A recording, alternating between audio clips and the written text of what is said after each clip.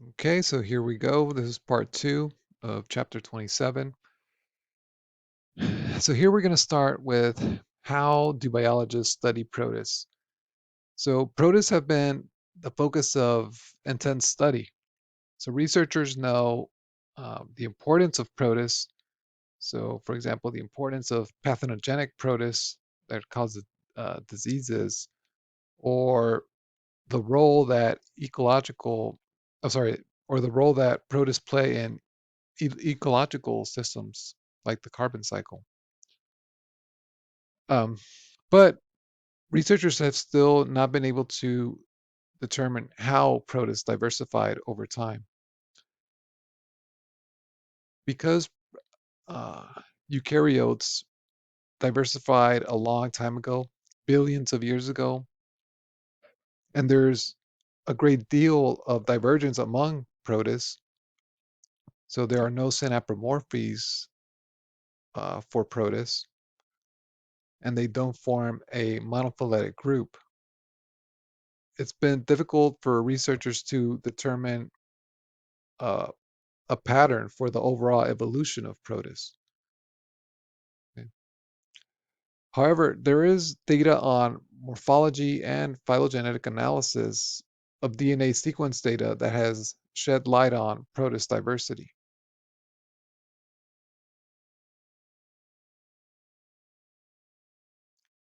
So by looking at morphological features like the structure of the cells or organelles, scientists have been able to group protists into lineages. So using light and electron microscopy has allowed researchers to identify those characteristics.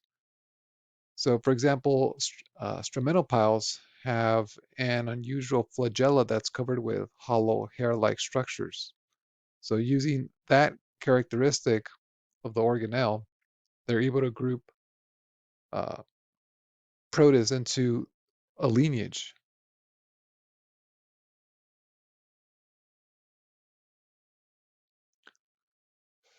So the 7 major groups of eukaryotes have been identified on the basis of morphological characteristics. So on the following table that I'm going to show you guys, you're going to see that land plants, fungi, and animals represent subgroups in these phylogenies, and they're going to be within the two uh, of the 7 major eukaryotic lineages. So here's some distinguishing features or synapomorphies of the major lineages of eukaryotes. Okay.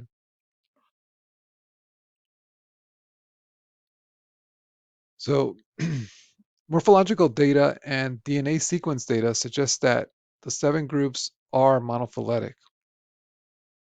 A phylogenetic tree of the 7 eukaryotic lineages shows that the group Opisthokonta and Amoebozoa form a monophyletic group called Unikonta. So here, when they're talking about Unikonta or one-tailed, they're talking about the tail of the flagella or the flagellum. Okay. The other 5 major lineages form a monophyletic group called Bikonta. So they have a two-tailed flagella. One hypothesis suggests that the original split occurred between uniconts and biconts. So here uh, you can see the uniconts that group these two lineages, the Opisthokonta and Amoebozoa, and the rest of the groups fall under the Biconta, the organisms with two-tailed flagella.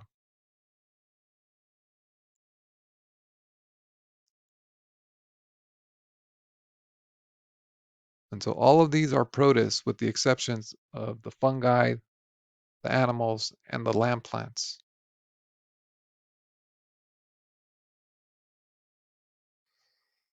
So using direct sequencing, which is based on sampling of soil water, analyzing the DNA sequence of specific genes in the sample, and then using the data to place organisms in the sample on a phylogenetic tree. The work has confirmed the existence of a lot of these, uh, of many diverse species called phycoplankton.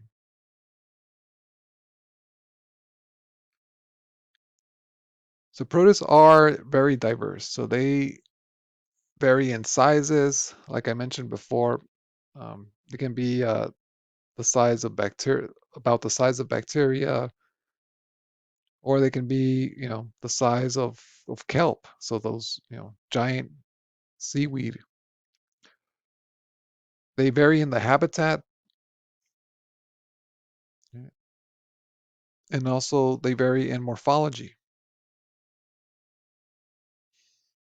So protists are a paraphyletic group. They do not share um, derived characteristics that set them apart from other lineages.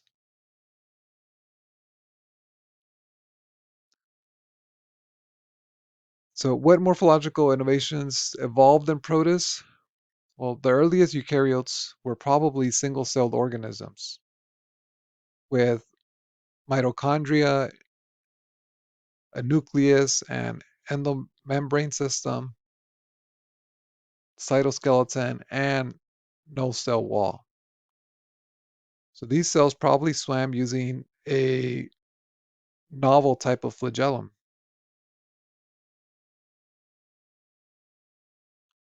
So just to review, mitochondria are organelles that generate ATP, okay, energy. And so there's a theory that's called the endosymbiosis theory, which describes or wants to describe the origin of mitochondria.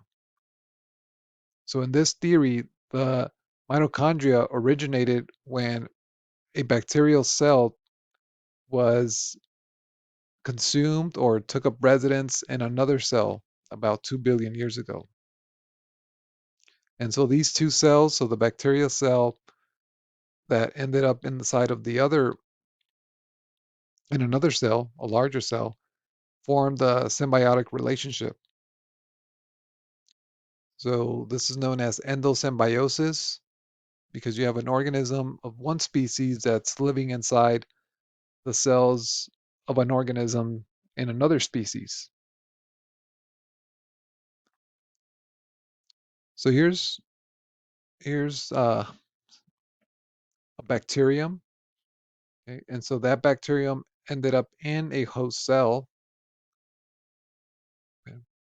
The host cell engulfs the bacterium, and then they form a symbiotic relationship where the bacterium gets protection as well as carbon compounds from the host.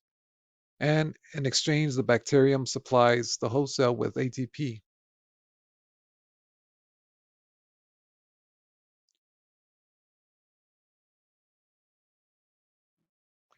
So observations with endosymbiosis theory. So these are some of the things that confirm this theory. So mitochondria is a similar size to a type of bacteria called alpha proteobacteria. The mitochondria replicate by fission as as well as other bacteria. So remember that bacteria and archaea do not reproduce sexually, they only reproduce asexually. Mitochondria have their own ribosomes and make their own proteins.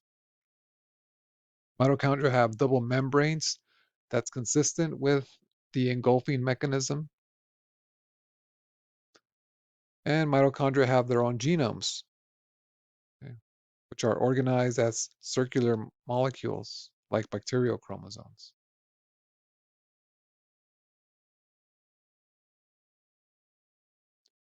So phylogenetic data supports the endosymbiosis theory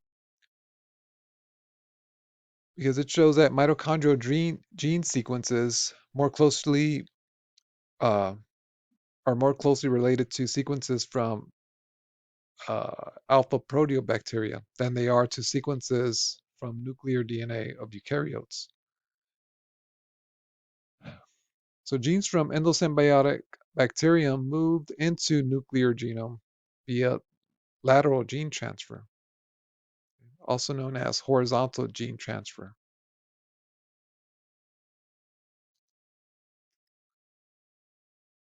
So all photosynthetic protists have chloroplast. And there's another hypothesis that's known as the endosymbiosis and the origin of chloroplasts. So here, eukaryotic chloroplasts originated when protists engulfed a cyanobacterium. Once inside the protist, photosynthetic bacteria provided the host with oxygen and glucose, and the host provided the bacterium with protection and access to light.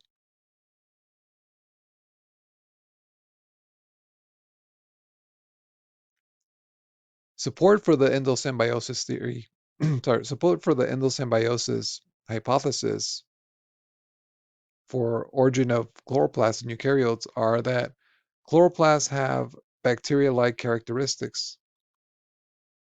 They have circular DNA with genes similar to cyanobacteria.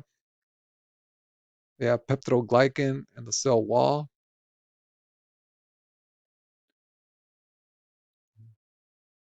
And extant symbiotic cyanobacteria live in cells of protists and animals.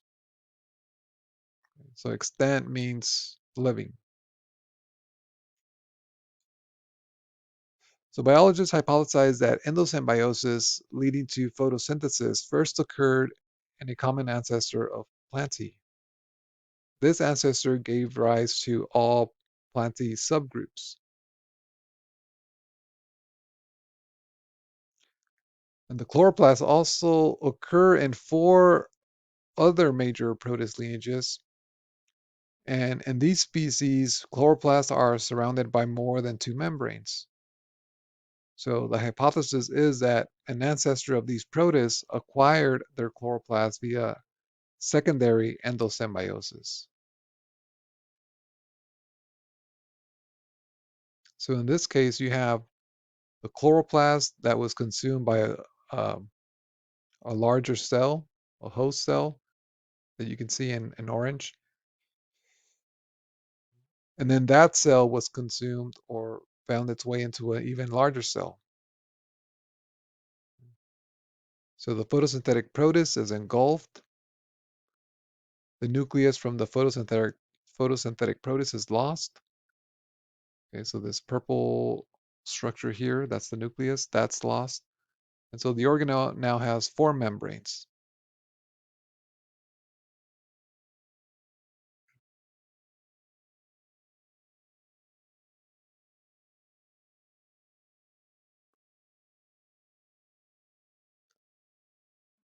Okay. So here's how they believe that primary endosymbiosis spread among the other lineages via secondary endosymbiosis. Okay, so again, having an initial chloroplast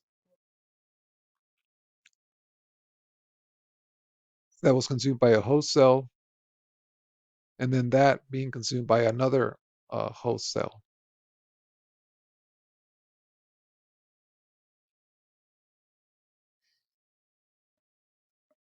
Okay, and then there's, okay, so we'll pause here and then we'll continue with the nuclear envelope on the next one.